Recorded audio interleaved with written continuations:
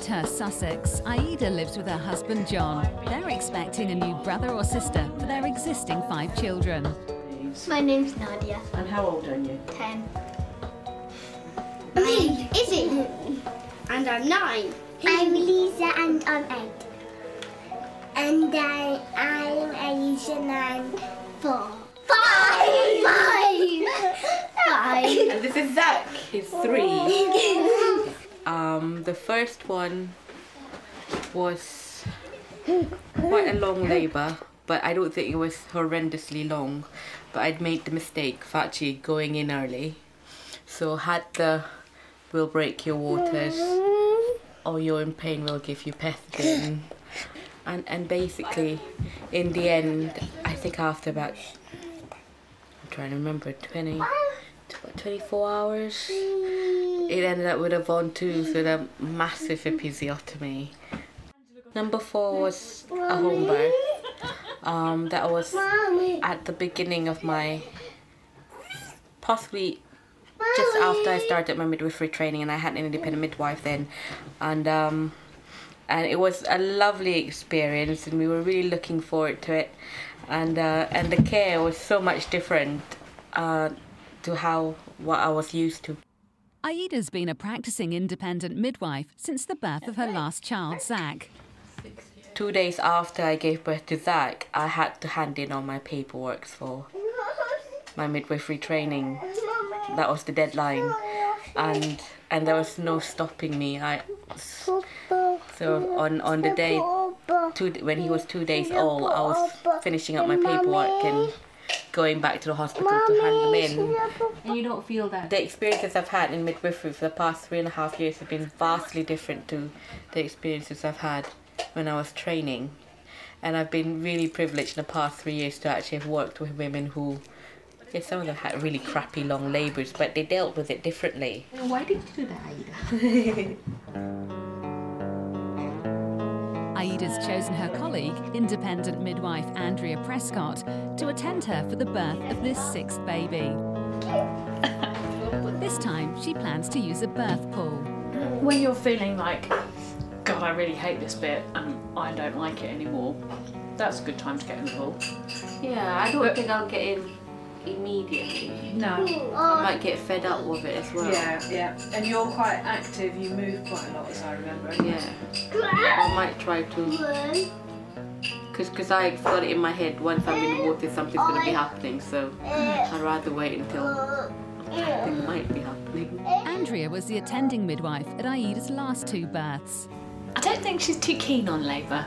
I have some clients who afterwards will say, yeah, no, that felt okay and good, and I felt really powerful, and Aida doesn't quite feel the same way usually, so we'll see how it goes this time. Yeah, what we really want when you, just before and when you go into labour, is get that baby in a really good position, don't we? There's a little bit in me that actually accepts that I might have to have long labours, and as far as I'm concerned, 12 hours is not a long labour really.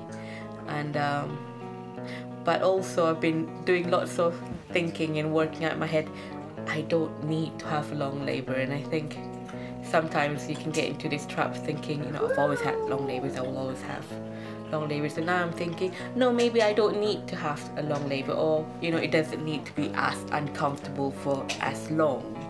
And I think mindset wise, I'm in a more stable, positive place for childbirth. Aida also plans to have a lotus birth this time. Some people believe that by leaving the placenta and cord attached and allowing it to separate naturally gives the baby a more gentle start to life and may make them a calmer baby. Lotus birth is when you do not sever the cord from the baby, you wait for the placenta to be delivered and basically just leave it on until it naturally falls off the cord naturally falls off the baby's belly button, umbilicus. And that normally takes about 4 to 7 days. And lots of people, when I talk about it, they go, ew, wouldn't it smell? And the thing is, and these come mostly from student midwives actually. And I have to say, placentas do smell, when you're on the ward, because you handle them with gloves and you wrap them up, you know, with paper and stuff like that, and you don't wash them. And from my experience now, since I've been qualified, where I do wash the placenta if the women are keeping them. Placenta, they just don't smell if you wash them. Well, it's Wednesday, 8th of March, a day before my due date. Going by my menstrual cycle, I should be due around tomorrow, give and take a few days, possibly. I'm aiming for sometime around the 12th or the 13th of March, because that's when the full moon is, and from my experience, women tend to go into labour nearer the full moon than not. I've been in contact with my midwife on the phone, by email.